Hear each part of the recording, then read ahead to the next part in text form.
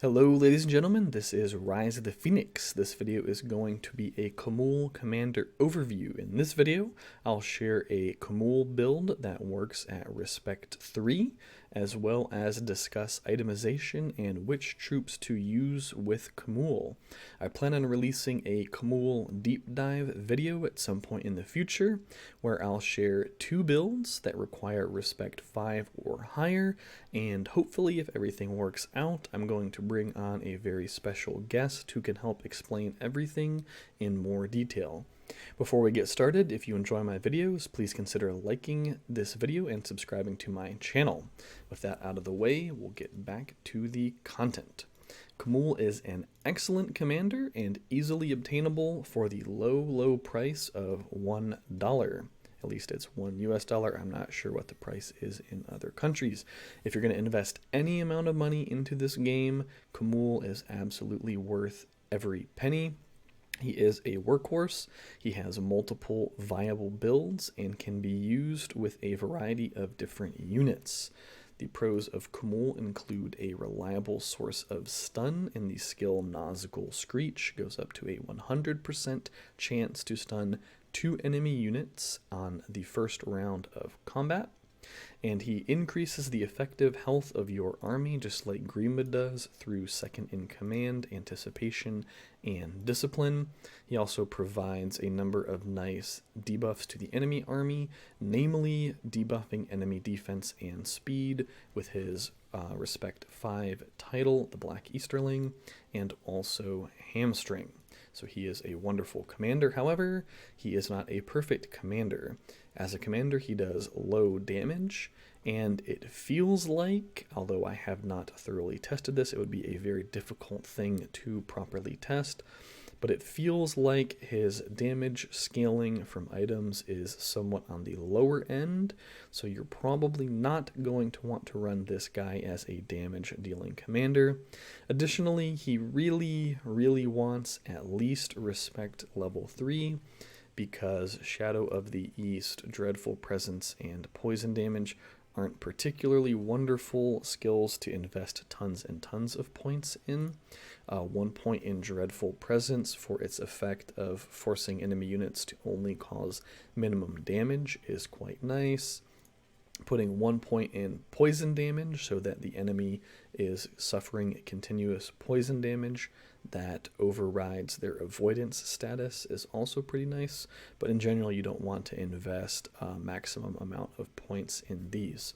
So let's go ahead and pull up the first Kamul build.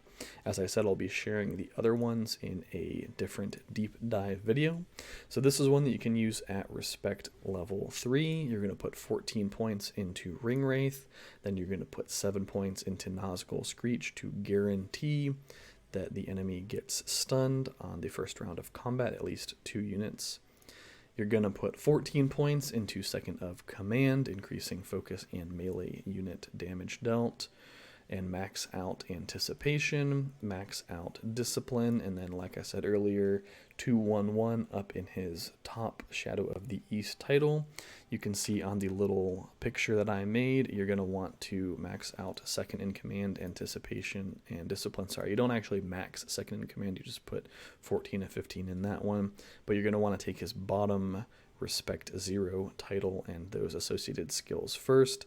These will help you take some early game tiles with less casualties than normal. And if you have an extra point, you can throw one in Morgul Poison.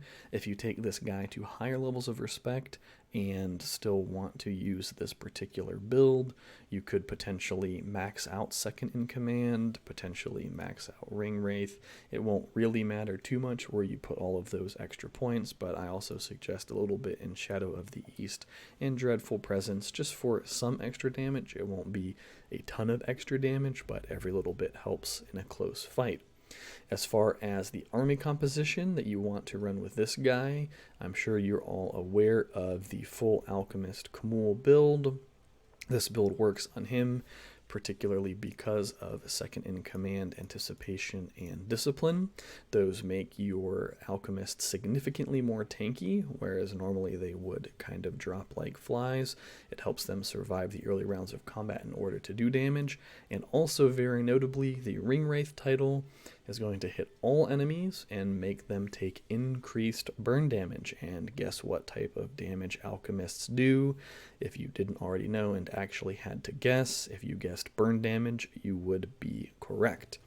If you don't want to just train all alchemists, or maybe you just don't have enough lying around to fill out a full army's worth, it can be very difficult in a close war, in a very bloody war, to keep one type of unit fully trained. It's much easier to keep 3 types of units fully trained. You can run mountain trolls plus alchemists, and I would recommend corsairs in the 3rd slot because of Ring Wraith's interaction with burn damage, and corsairs also deal burn damage. However, the 3rd slot, you can really bring either whatever you happen to have lying around in your barracks, if your barracks isn't looking so nice, or whatever you need. Maybe you need something to kill enemy cavalry, you could bring in some halberdiers.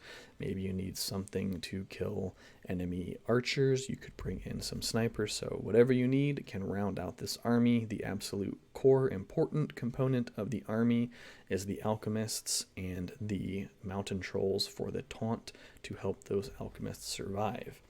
As far as itemization goes, you're going to want to maximize your focus with this build so that your units will be taking less damage, helping those alchemists survive a little bit longer. You're going to want to be looking for army attack, since every 1 point of army attack on an alchemist is actually worth 3 points of damage due to the way their damage conversion works.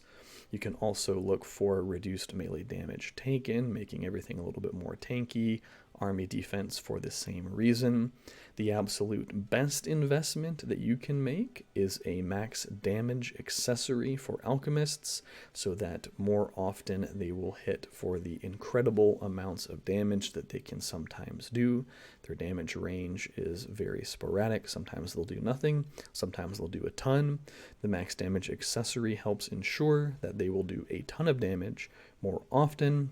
If you can't pick up one of those, you could grab a healing accessory, and this will be pretty nice because of the amount of increased effective HP that Kamul provides your units with.